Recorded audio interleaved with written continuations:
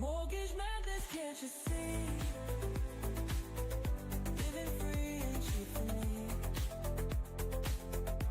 Interest climbing like a tree. Paying dues to destiny. Bright neon dreams in every room.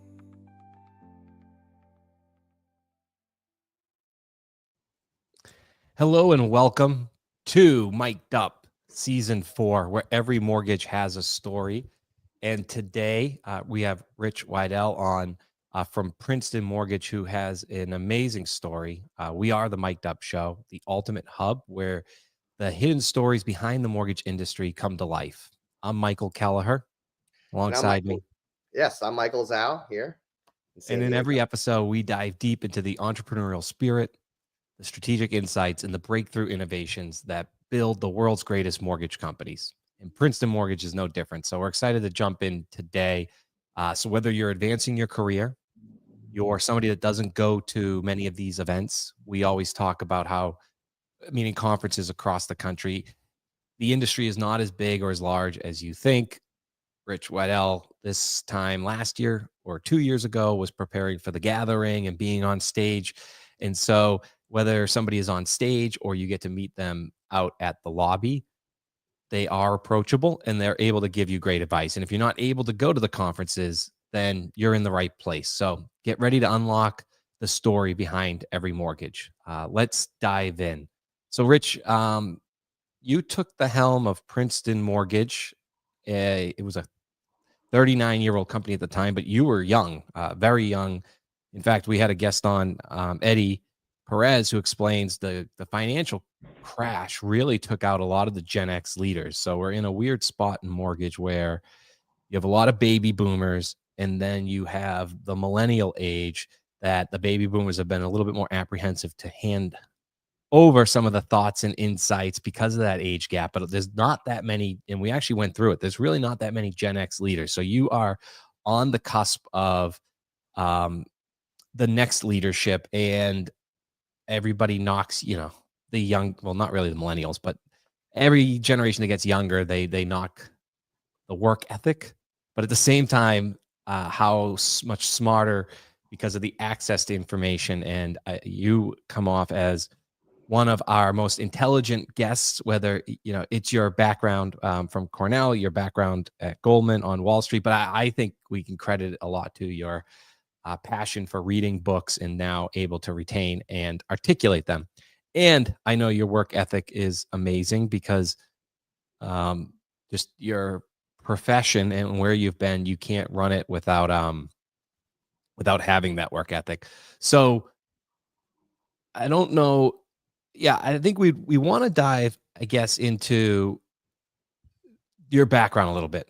So your father always said, and it seems to be your mantra, that half the battle is showing up. So I always thought it was his thing until years later I found out it's an old Zig Ziglar quote from the 70s. I was like, oh, he stole it as his own. So I'm like, oh, okay. I know a lot of people will credit whoever they heard it from. So Yeah. You credit your dad, and I'm sure many people credit you now. Can you talk about how coming out of college, your journey into finding that first job and the market being tough until you started showing up and then it becoming easier? Yeah, I mean, quick story on that one is that I graduated undergrad in '09. So in like '06 and '07, the guys that were older than me, 7 job offers, right? They like traveled in the summers, they didn't do anything, and then they got like three job offers, 4 job offers. And so I didn't take internships during college too seriously. Came to my senior year, I'm graduating in '09, there are no jobs. The college fair was down like 70%. And I was like, oh, and I thought I was going to do real estate development. That was like the cool thing, go build properties. It was exciting, it was entrepreneurial, we're going to build something, kind of like mortgages. What I was attracted to in real estate development is that you have all these stories of people who started with nothing, right? I flipped one house and then I did another and then I did another. Now I'm building malls and apartment complexes and this stuff.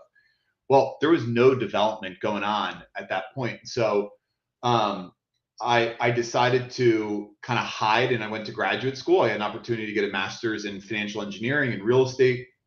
And I kind of was like, all right, that one thing will and gap, meaning, and we'll talk about it today, is hey, the way that I had behaved didn't lead to the outcome that I wanted, meaning my behavior in college didn't lead to a great job. And I was in college to go get a great job and start my career. So I got to change my behavior. So I get really focused on how do I make myself an attractive candidate to go launch my career with a great company, whatever that meant. And you're 21, 22.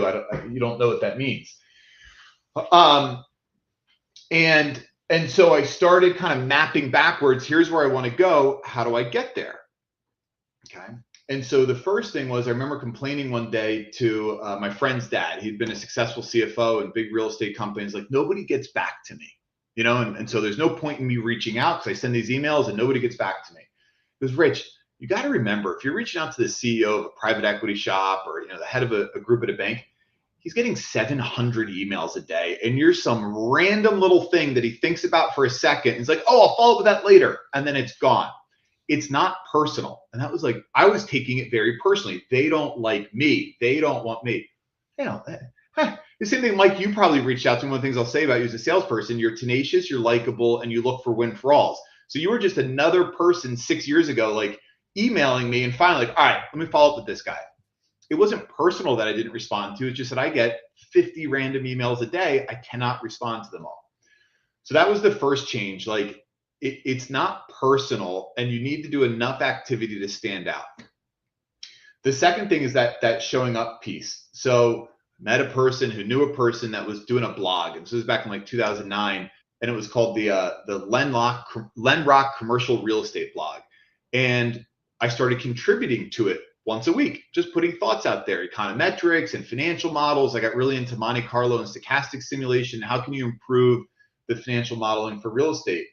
Well, turned out there was an audience for that. People were like, hey, that's really interesting because our financial models are very binary. You put an input in and it tells you you're going to make money, but the world's not binary. And so somebody reached out to me that was a managing director at Goldman Sachs. And it's like, hey, we're actually moving to Princeton, which is where you're from. And I was like, oh, I'm going to be there this weekend. Maybe a little fib on that, right? I'm in upstate New York. He's like, cool, let's get dinner. So I hightailed my butt 4 hours down from Cornell. My girlfriend at the time, my now wife, was in DC, got her a train up. We went out to dinner. Next thing you know, that launches my career. But it was that piece of spreading value through blogging and then showing up and doing the 4 hours to go to a dinner in Princeton that I had no idea what would come of it, but doing that showing it up piece. That is showing up 101, right? I had a similar scenario where I was with a company and got to meet the head of New Res and great shot. Had a dinner planned. And then with the retraction of the industry, I was let go. But I said, I'm still going on that dinner and on my card, and just really hope that he didn't order a bottle of wine, and he didn't. So and from there it was, I'm always proud of little things like showing up. I think that's important. And I think our goal of this podcast is to have some lasting power, because we are at a paradigm shift in the industry. I'm a technologist, but today technology is part of it. But I think it's where do you go? There's a lot of loan officers that are wondering what their next move is. And you're doing a lot of writing on branch economics, but you're also doing a lot of writing on culture. And you offer a fresh perspective on insight on how to make the right decision, because I do believe the decisions that they've made in the past to choose the lenders they're going with are not going to work to get to where they want to go, not just because of the industry, but because what they're hearing on the outside. So we want to take our listeners, especially since our core audience is loan officers that are choosing between two companies, even if it's not Princeton. I think this is going to be a one-on-one on asking the right questions, not just to the owners, but that mirror mentality Rich talks about, which is look in the mirror and ask the right questions to yourself. Is this a place you want to put your flag? With all that said, just to segue, I love how you said recently in the last couple of days that mortgages are a commodity, but the way we operate isn't. You being a sales mentality leader, I think you can relate to a lot of the salespeople now that are wondering what to do with their next job. Can you talk about operations and sales from a loan officer perspective and your view of the next year or two? So, I'll go, yes. And let's go back real quick to the showing up piece. I think the key to the way that you show up and that I try to show up as well is without expectations, right? And it's that if we look back on the mortgage industry, it was from the Carter era, right, through 2021. It was a period of abundance. You could do what everybody else was doing, and loan originators made good money, and mortgage companies made good money. So the need to challenge the status quo was very small because there was no pressure to do it. Then we go from an abundant period to an overly abundant period, right? And now the status quo is broken. I think we've seen it from an originator standpoint, for your operations staff standpoint, for a mortgage company standpoint, it's broken. And if we look even further up, the housing market's busted, right? So you have the same kind of problems in that the home prices are raising faster than incomes are raising. So I think it's like you need $126,000 to afford the median home in America, and the median income in America is $76,000. We don't really need to diagnose the root causes of that because there's nothing that we can do about that. And so if we take it, your question was, hey, what does originations look like for the next year, right? Let's call that 5 years, right? Let's assume it's going to go longer, because if you assume things are going to be difficult and they get better, you win, right? So it's like, it's better off to assume they're going to be difficult and say, hey, how would you thrive in this market? And so the housing problem, which is the average American cannot afford the average home, will eventually fix itself. The question is how and through what type of pain, but that's a truism of fundamental economics. Those two lines need to diverge, or we'll have blood in the streets, right? The guillotines will come out, and like we'll have revolts until the average American can do it. In the mortgage industry, we have the same problem, which is the costs outstrip the revenues, just like fundamentally. And that's, I think, a much more pertinent question for all of us in the industry to stay focused on, instead of what's going on in the broader housing market. Like, interesting, and it impacts us, but it's in our area of concern, not our area of influence. And so then you have to say, well, why is that? Why are the costs so much higher all of a sudden, right? In 2008, it was like $4,500, and today it's $12,500, whatever you want to call it. It's primarily a productivity question. So the biggest driver of cost is productivity. That's on the sales side, it's on the ops side, it's on the company side, right? How many people do you have to have in your company that don't touch loans, right? And then what's your productivity of the people who do touch loans? And when you start to understand that, you start to have ways to move forward where you can create win for all outcomes. And I think, Charlie Munger says, show me the incentives and I'll show you the results. And incentives aren't just monetary. It's the one we can talk about. It's emotional, it's freedom, it's control, it's power. And so if you start to look at the mortgage industry as a whole, I think that's Michael, you and I were talking before this about like only believe half of what you're being told. There's a short-term reward for telling people what they want to hear. And oftentimes they're like, please tell me what I want to hear. Tell me that I'm not the problem and that you have the magical situation that's going to solve all my problems. And I'm going to go from 1 loan a month to 5 loans a month, or 5 to 10, or whatever it may be. And, the data came out a couple of weeks ago, and I think it's like, oh, you gotta like pay attention to this. For the last 3 years, if you take the bottom 50% of originators, like 0% of them have moved to the top 50%, right? And so while as loan originators have left, everybody's productivity may have gone up a little bit. But if you were in the bottom 50% of production 3 years ago, there's like a 99% chance you're still in the bottom 50% of production today. So like changing companies isn't going to fix that, right?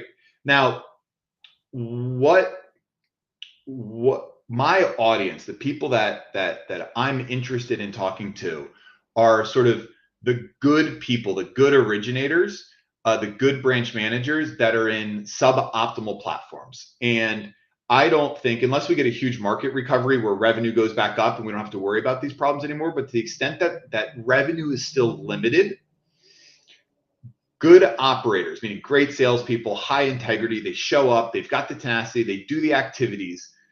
There's a huge benefit for them if they get into a model that gives them more freedom, control, and power over their destiny. And I think, in your introduction, which is overly flattering and nice about reading and thinking and being smart, to the extent that relative to my age, I'm able to think about things and maybe do some stuff. It's because my boss has been reality since I was 24, right? And so when you're dealing with reality and you have this feedback loop on like, hey, I've got an idea, I think it's a great idea, and you're doing it, and then reality's telling you it's a bad idea, it's a bad idea, it's a bad idea, you pivot pretty quickly and you learn from that, right? Or you go out of business, you can't make payroll and you're broke.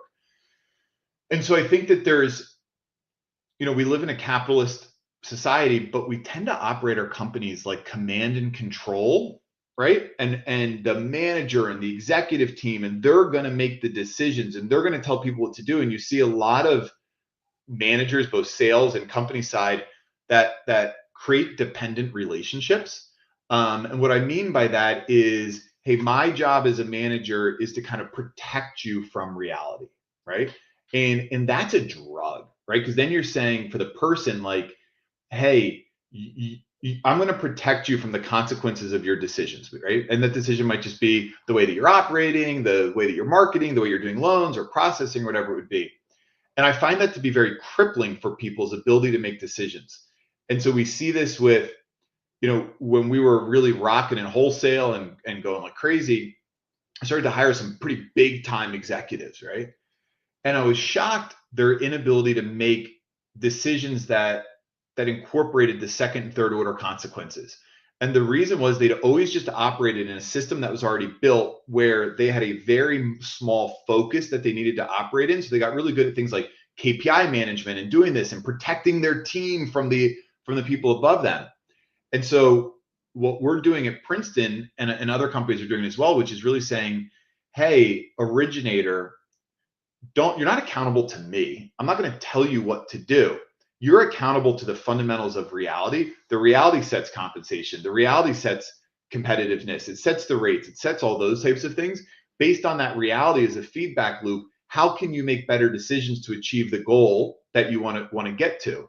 And so I think that's what brokers kind of blew the lid off for a little bit, which was like, hey, we can do loans for a lot less margin than the retail organizations can do it. And frankly, like, you're getting lied to, originator, right? You're producing way more revenue than you think. That was half true. The other truth was the expenses of that originator, support, pull through, credit, MSAs, Zillow, leases, all of that stuff had to get baked into that originator's margin. But they didn't know it because it was never quantified for them. It was never shared with them.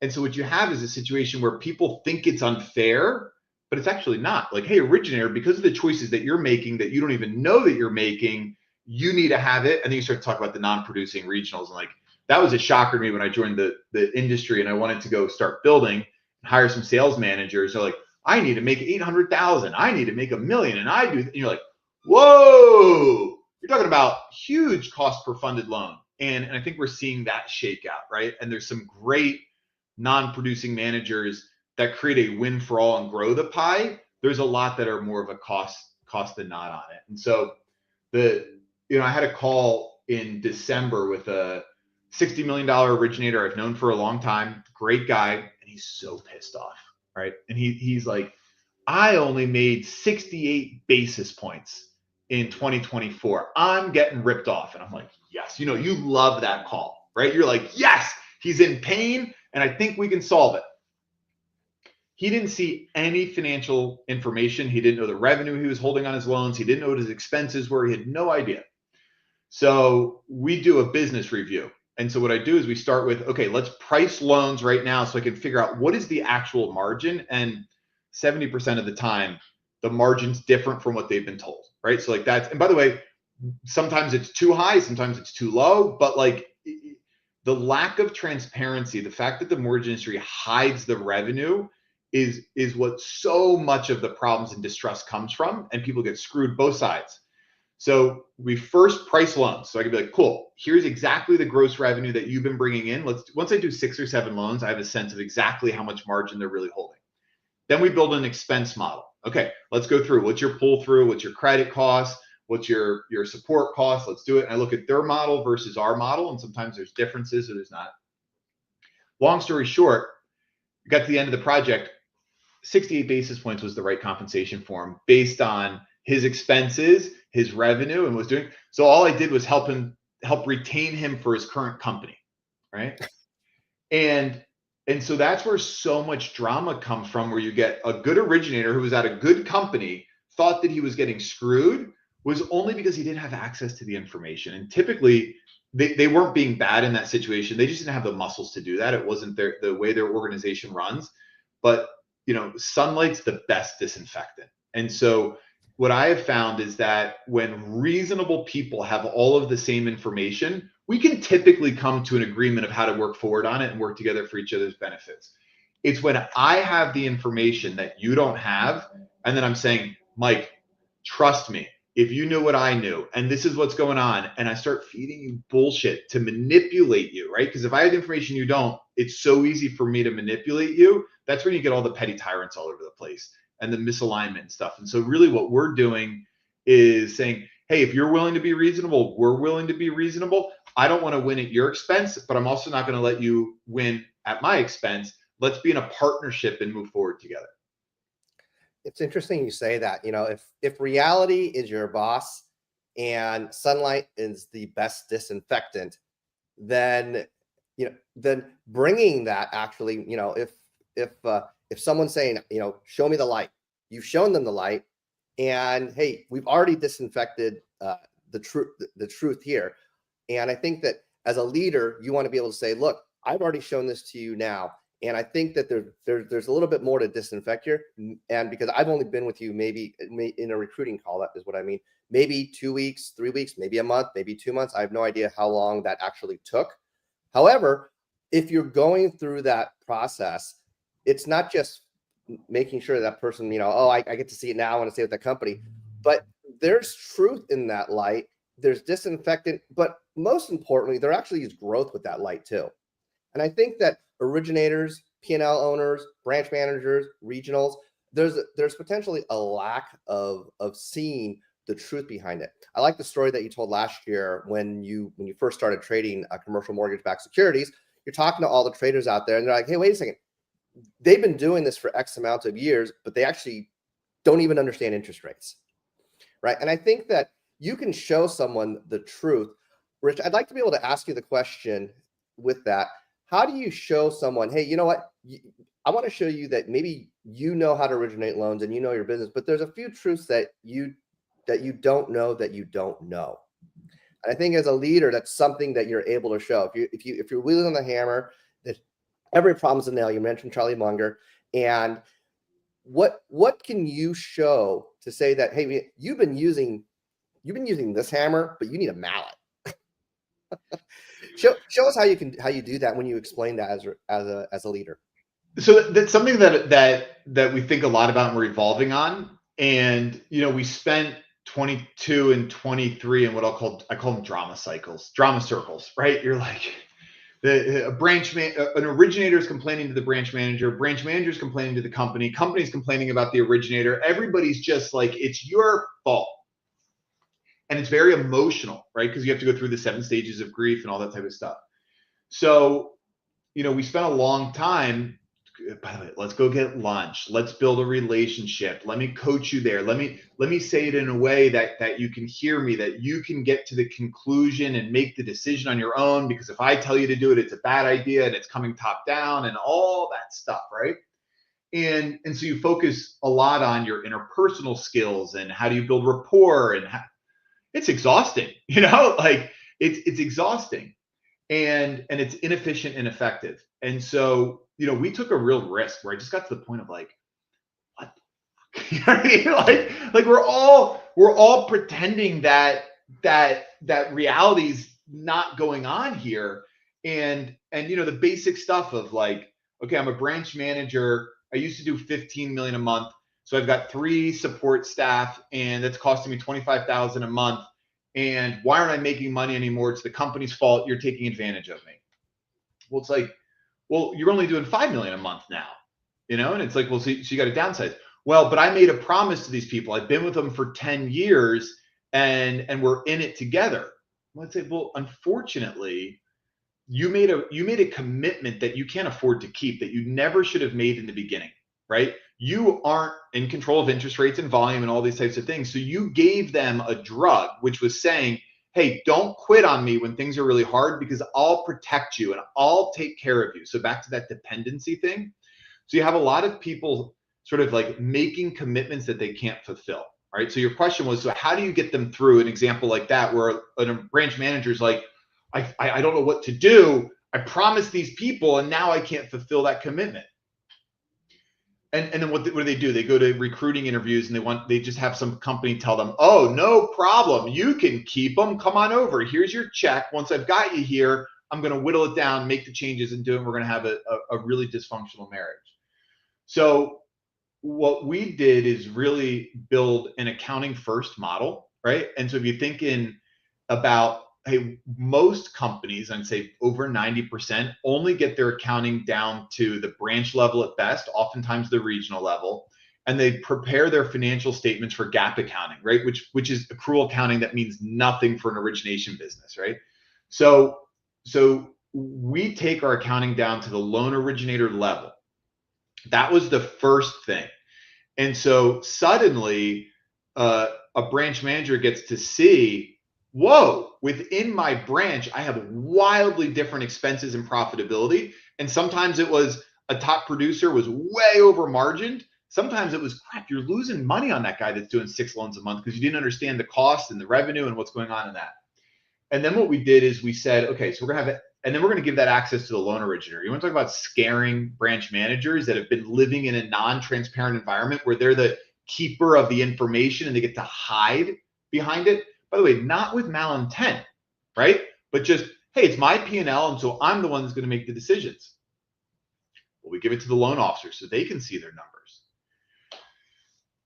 Drama goes to like 0, right? There's an initial like, fighting it. This can't be true, and this isn't right, and this isn't fair. But then people get used to it, and suddenly management gets so easy. Drama goes away because everybody comes to trust the numbers. And so then what we did is we started to say, all right, we're going to benchmark each sort of originator and branch manager against best practices. It's one of the most painful things I do, right? When I go sit and I go like, hey, I think we're doing great.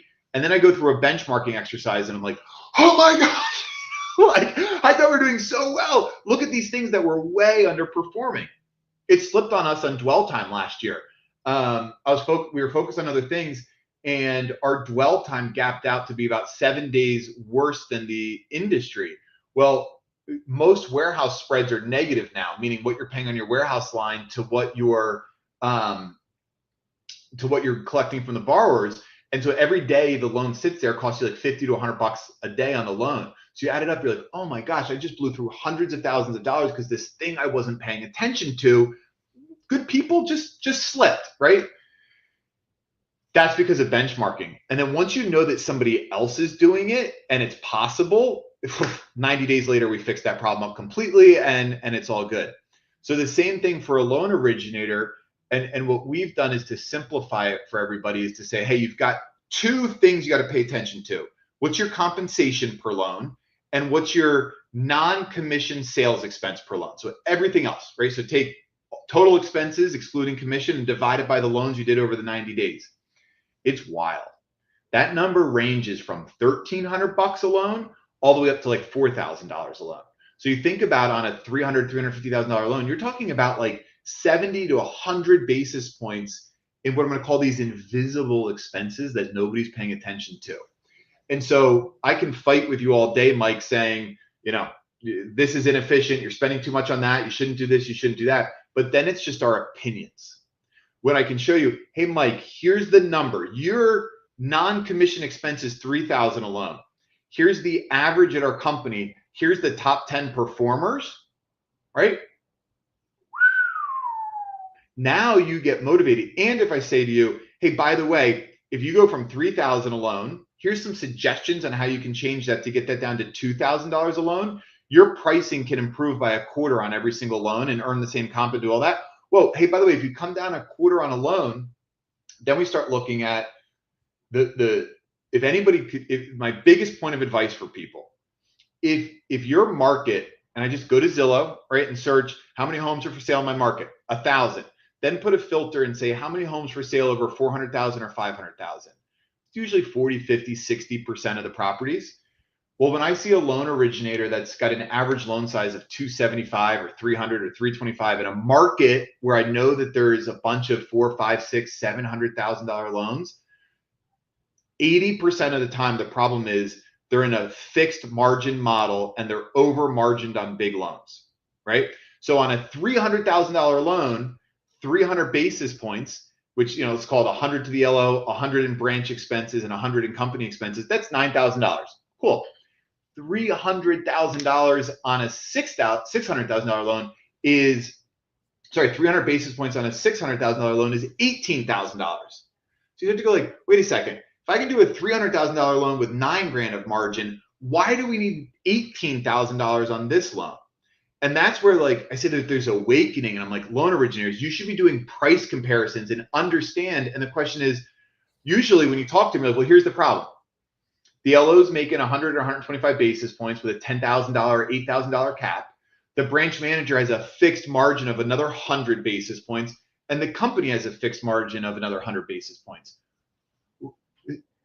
In the investing world in real estate, we'd always say you can't eat IRR. It's like you can't eat basis points. Stop talking about basis points. It's the dumbest thing that was like a compliance thing that we all started thinking in terms of basis points. And I'm not talking about being non-compliant. Saying, let's stop talking about bips and let's start running our businesses on dollars per loan. What do we actually need? And the truth is, you know, the market for a $600,000 loan, I priced it out yesterday, probably like 6.625 to 6.75, something like that. And that's about 300 to 325 basis points.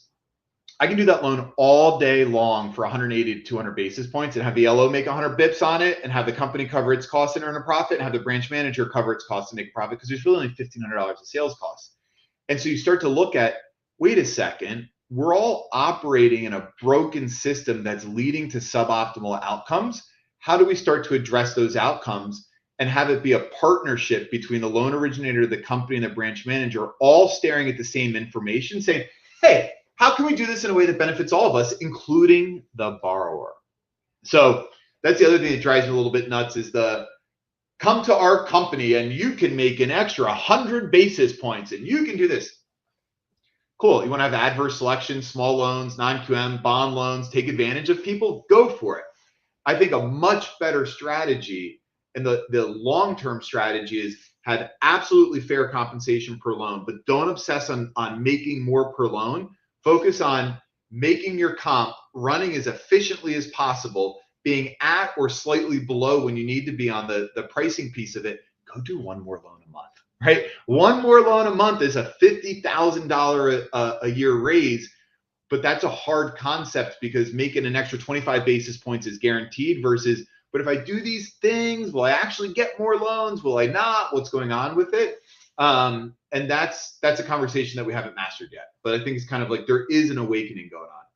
That's a great point and probably a main driver why the bottom 50% hasn't gotten up to the top. I have a question about that on the other side of our quick commercial break, and we want to thank our sponsors and are always looking for more vendor sponsors in what we think is the best deal in town, or at least in mortgage, to get exposure.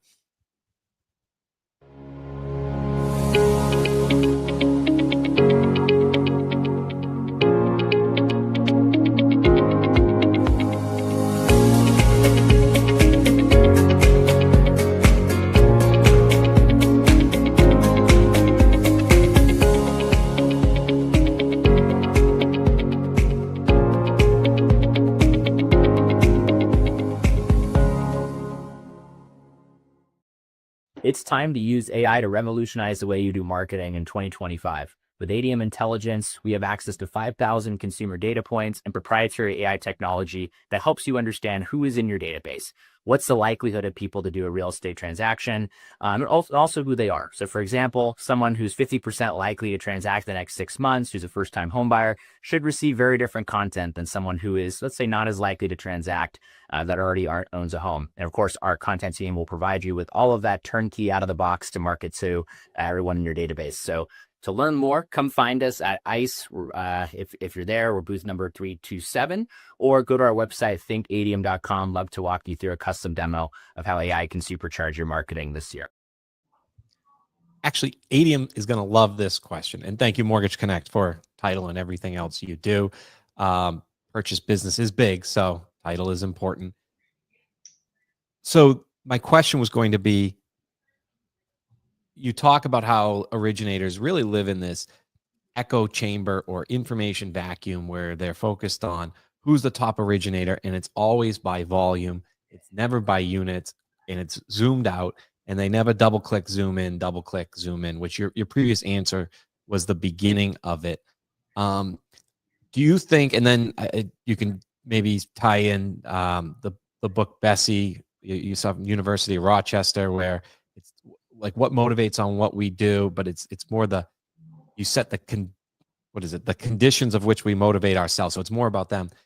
How can we change the dynamic of giving, or is this possible or not on all the interviews you're seeing, where you could really help originators focus less on that BIPs, more on, like, maybe can we look at who you're actually doing business with out there in the community and help you understand that maybe if you make less, you can get more of the parents on how many people play town sports, how many parents are there. I bet if you turned it down this much, you would get more units.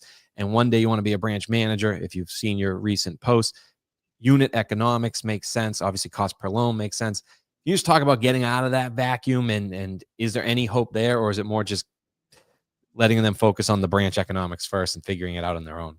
So I think that let's start with the market sets compensation, right? And so I would say that right now the market compensation is about 100 basis points, right? Fine, right? So like you think if you want to earn more than that, then you have to be a better operator in terms of your expenses. The Jobs has that quote, or was it Jobs? No, it was Bezos. Your profit margin is my opportunity. I'd say, like, for an originator or branch manager in a mortgage company, the inefficient bloat is our opportunity. And so you can be, and that's what's so exciting right now. Everybody's talking around tech and AI, and like there's some really cool things. They're not ready yet. We're on some of them, and like we're starting to play with them. It's really workflow optimization and saying, hey, I'll tell you what the biggest driver of expenses is. First, productivity. The second driver of costs is rework and errors, right? And so I think if you look through a mortgage origination system, we studied it in our own system about a year ago, 30 to 40% of our team's time was spent fixing something that somebody did wrong, right? And the problem with that, you pay for rework twice. You pay somebody to do it the wrong way, and then you pay for somebody to fix it. And usually the fixing of it takes 3x as long, because you got to go like, okay, the closer caught it. Now the processor needs to do something, the underwriter has to do something, the loan officer has to call the borrower and explain to it. And so you add all of that up and you're like, whoa, this is demoralizing for pride and workship and just like human dignity of doing great work. And so as you start to attack all the bloat, which really becomes, and I think people are scared, right? Your team, like, oh, we're going to get more efficient and we're going to make changes. How do we've done that in a way where we say, as we get more efficient, you're going to be able to do more loans. And so I think that the average processor in the industry right now is probably doing about 14 closings a month. I think I put some polls out, and that's what I've got. If you can reduce the administrative burden for a processor and enable them to do 25 loans a month with the same amount of effort and work, you've cut your processing cost in half per unit. Now you can pay your processors 25% more than the industry average, so they're winning, and you can still be 25% less in cost on that. We get into like processing, for example, and this is where if you get really into the weeds on this stuff, a W-2 conventional loan might only cost $175 in processing time. The bond loan might be $700. A non-del jumbo might be $600. A broker, I mean, the brokers are paying $800-900 a loan, $1,200 on a loan because of the difficulty of it. But companies just do, our average processing cost is $400, $500. What that really means is, to the extent that you're building it into the margin for your sales team. By the way, one loan originator might do a really good job. Another originator might do a bad job. His cost to process might be 2x. If you start to correct for those market dynamics, and you can create a market-based system within your company that's sort of saying, hey, why don't we build margin and expenses and comp based on the actual work that's going into it, and then drive the incentives to make people want to be more productive? You can create that win for all, which is borrower gets better rate, loan officer is doing more loans and making more money, processors incentivized to drive innovation to become more efficient because if she or he does more loans, cost per funded loan goes down, you can give them a raise. Same thing in underwriting, closing, and through. And so instead of it being this top-down initiative of people who haven't done a loan in 20 years coming up with cool ideas because Mike Kelleher introduced them to a vendor that's going to change your life, and sometimes they do, and you help me do that. But if you say, hey, team, and it's not just enough to have a suggestion box. As they say, the battlefield commander's view is limited. So, an underwriter's view is this big. Their incentive might be to reduce the amount of work that they've done to push it onto closing and processing. That may raise your overall cost. Maybe you want your underwriters to do more, and that drives the system overall. But how do you do that in a way that everybody wins towards the goal of, we want the entire machine to be able to be more productive? What I mean by that is handle more loans per labor dollar spent. And if you focus on your labor efficiency ratios, kind of like thinking about in the NFL, how many Super Bowls do you win for labor dollars spent, right? That's the goal. Hey, we spent X and we've got 3 Super Bowls. Well, we spent 2X and we only got 1 Super Bowl. Your labor efficiency ratio is way off. The results for the labor dollar you're spending isn't there. One of the most efficient things One of the most efficient things I'd seen in loan origination software that I haven't seen lately is back then when Lehman Brothers had their own software.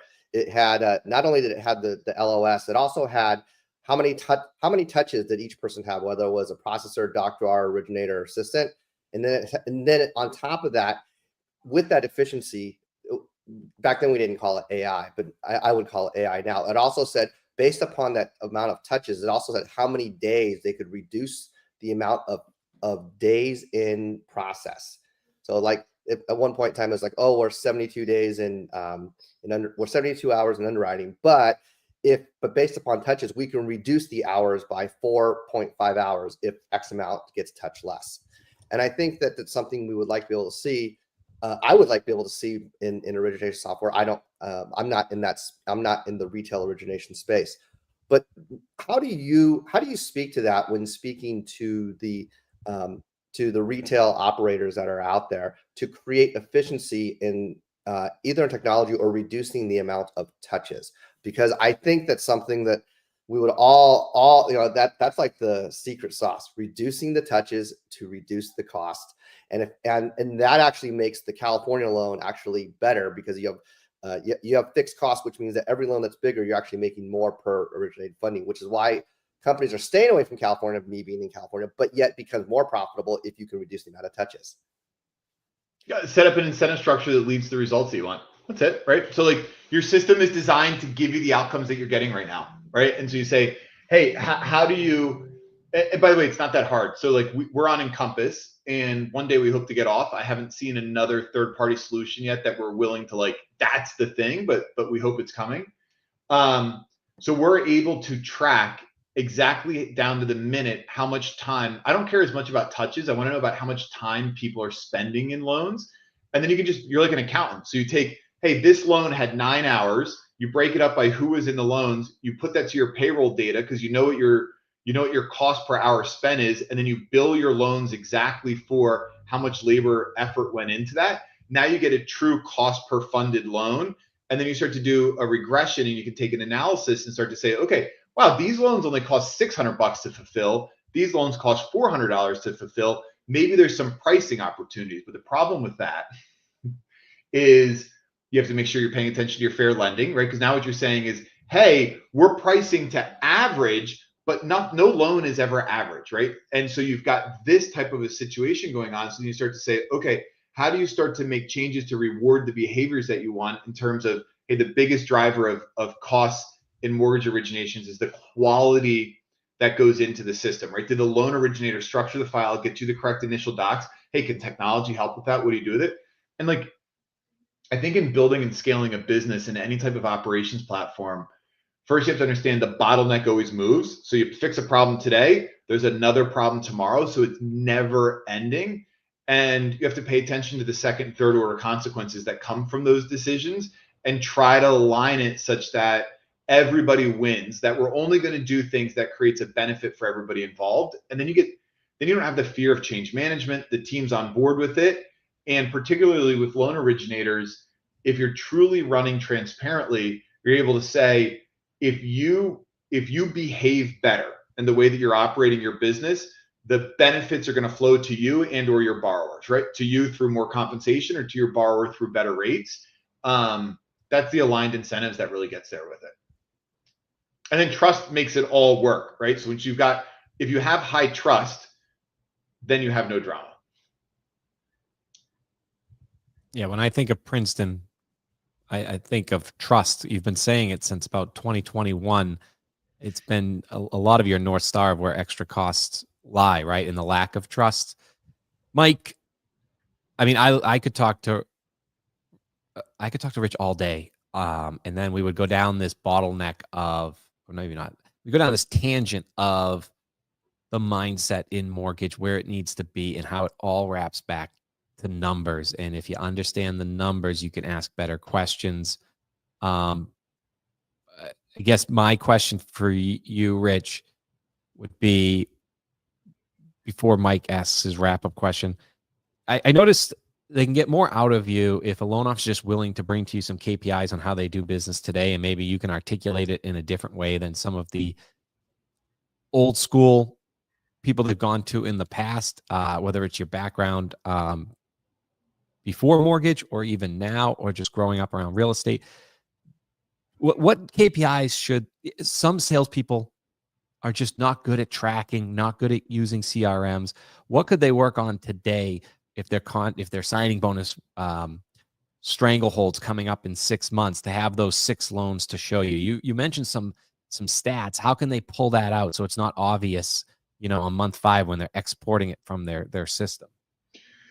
Yeah, so I think that the where we find the biggest value add for an originator, right, is an originator doing 15 million plus that's operating inside of a branch, particularly if they're operating inside of a P&L branch, but they're not the P&L owner.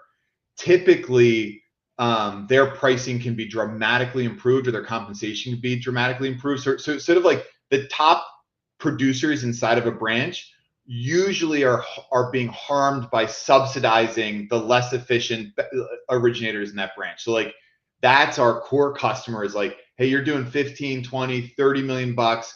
You don't want to run your own branch. We can put them into an entrepreneurial model where they have all their expenses and all their pricing. But to answer your question, it's cool. Look at your pull through from pre-qual to closing.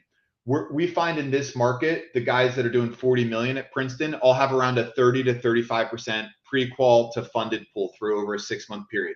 If you're less than that, I think you have a problem, and there's an opportunity to take a look at that.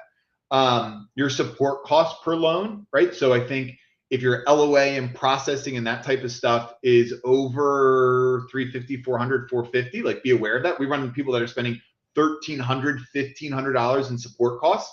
Hey, the market doesn't bear that. Like, that, if you want that, that's fine, but then make 60 or 50 or 70 basis points to be competitive. You can't have both of those things.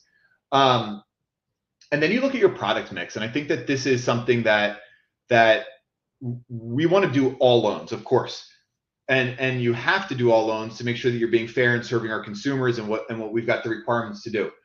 What we find is that loan officers tend to sometimes inadvertently over-index, right? So if your market is 30% FHA, but you're doing 70% FHA, or conversely, it's 30% FHA, but you're only doing 10% FHA, or if your market is 40% loan size between 400 and 800,000, but you're only doing 10% of it, or if your market's 5% bond and you're doing 25% bond, those are all things that can tell you, I'm probably missing out on opportunities. And so we see that a lot. And that typically comes down to and by the way, like, nope, people they fight this, they fight it. And you're like, no, this is listen, maybe you had to start your business by being the rescue loan guy and I'll do loans nobody else will do, and I'll do this, but you're maturing. And so what is your realtor avatar?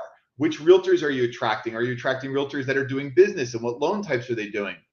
And so I'd say, look at your product mix and say, is there opportunities within your market that you're missing out? And usually it's driven by typically it's fixed margin problems, right? You've got margin issues that are making you uncompetitive in certain loan types, or you've got a marketing and branding issue that you've been over focused on telling the market this is what you're good at.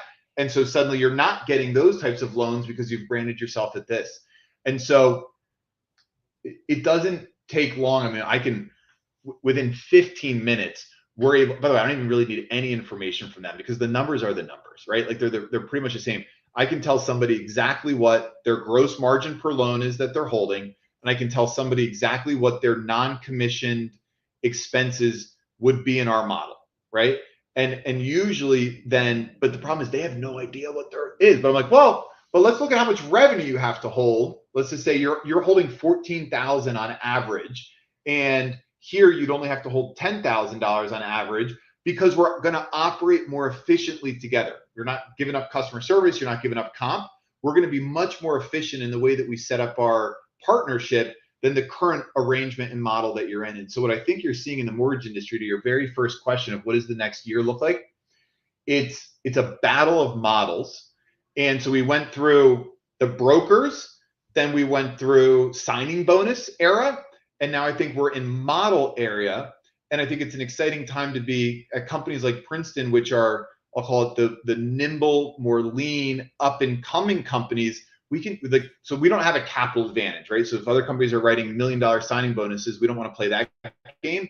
But boy, we can move a hell of a lot faster in figuring out better ways to operate in this market.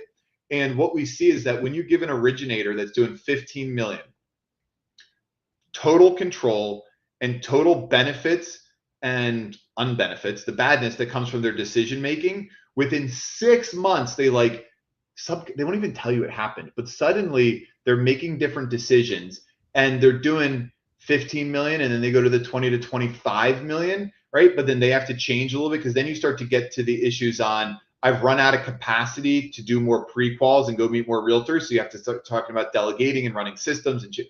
But like you give somebody control, and if they're willing to accept responsibility, we see like a 50% increase in business within 6 months. And all you did was let them have control. And so essentially we're turning originators into CFOs and capital markets people. Final thought or final question, Mike? Final thought. You know what? If you go to the story, Goldilocks and the Three Bears, Goldilocks goes and tries and tests the oatmeal. It's too hot, too cold, and then just right. And then then she goes to the bed and it's too hard, too soft, and then just right. The reality is that you can actually, just by the reality of the truth of reality, I should say, you can actually see when something's hot. You can touch when something's cold, and you can touch when it's just right. And when you're looking at from an accounting standpoint, if you're an originator, a P&L branch manager, or a branch manager based upon certain fixed basis points, you can go through your leadership and figure out, is it too hot, is it too cold, or is it just right? Because the truth is it's in the numbers. And if you know what your number are, maybe it isn't your key performance indexes. Maybe it isn't the demographic that you think, because if what you thought you needed to be true is no longer true, it's time to go to your leadership and find out what that is. Rich, we had a great conversation today. We definitely appreciate you coming on to the show. So thank you so much for doing this with us today. Yeah, it was my pleasure. You guys are really sharp. I know you get it. And you get to talk to so many people. It's like we're all out there just trying to spread the, hey, wake up, everybody, wake up. Yeah, thank you again for joining us on this journey into the heart of mortgage innovation. Remember, every mortgage has a story, and we're here to help you write yours. Next week, we have someone that we all will learn from, and I know Rich has a close relationship with, David Licken. Very excited for him. So if you enjoyed today's insights, please subscribe, share this with your network, connect with us on social media. We publish not only the show, but a great mic drop that sums it all up, and it's available on all audio podcasts every Monday at 2:00. So until next time, keep pushing boundaries and uncovering the stories that drive our industry forward.